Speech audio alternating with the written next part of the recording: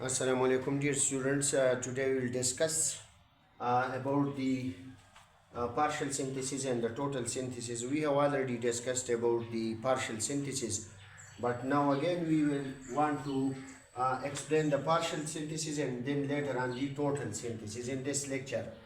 So the partial synthesis, I will give some highlights about the partial synthesis because this was already taught by us. So the partial synthesis, it is the intermediate product of the reaction in order to uh, synthesize the required product. Here the intermediate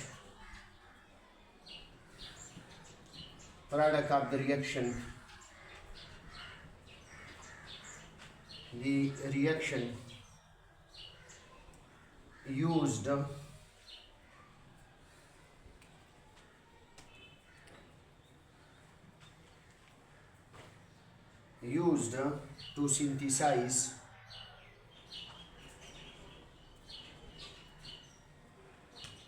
used to synthesize the required product. Naturally, this compound is already present in partial synthesis. We have already discussed in the previous lecture. In previous lecture की value naturally come compound available in the bataso required product obtained. For example, in the willow bark, the outermost layer of the tree. So we will obtain salicylic acid from this one. Salicylic acid from this one bark. Salicylic acid. Now remember, from this salicylic acid, acetyl salicylic acid is prepared. Acetyl salicylic acid is obtained. Now this acetyl salicylic acid is actually the aspirin. Is also known as aspirin. Aspirin. This is the product which is obtained from the already naturally available compound salicylic acid, and we have prepared aspirin from salicylic acid, and it will become as acetyl salicylic acid. It means that if a compound is naturally occur in plants, and from that compounds we are going to prepare or manufacture the product, this is known as partial synthesis.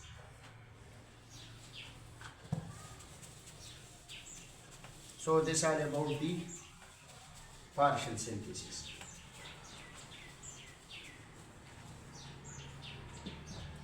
Now we are going toward the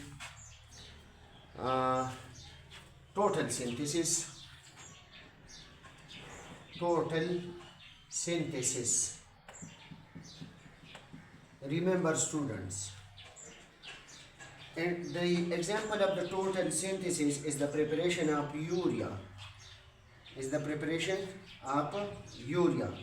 In this process, the starting material is converted. In total synthesis,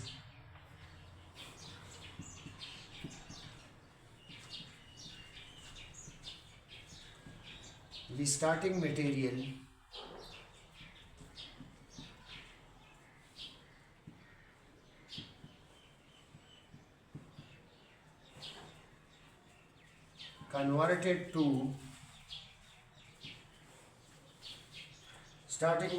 is converted through many steps into the targeted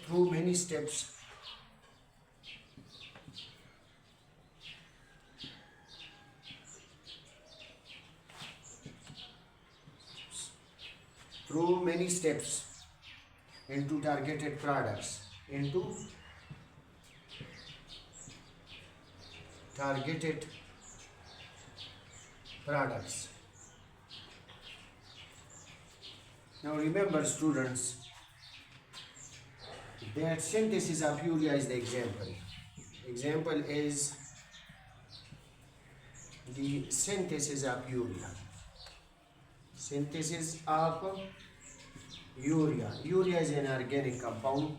It is NH2 CONH2.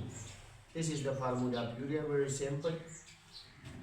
Now students, remember that when 2NH3 react with CO2, it will produce in the product as NH4 CNO. This is ammonium cyanate. Ammonium cyanate. And it will give further H2O. Now ammonium cyanate, this one on heating, this is an inorganic compound. Now this one on heating, NH4 CNO, on heating it will give NH2 C double bond O NH2. This is the formula of urea. So in total synthesis, the starting material converted through many steps. It means the starting materials are converted through many steps into targeted products. Example, synthesis of urea. So this is ammonia, which is already an inorganic compound.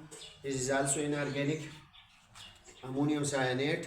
This ammonium cyanate is already heated, an inorganic compound, to get an organic compound urea.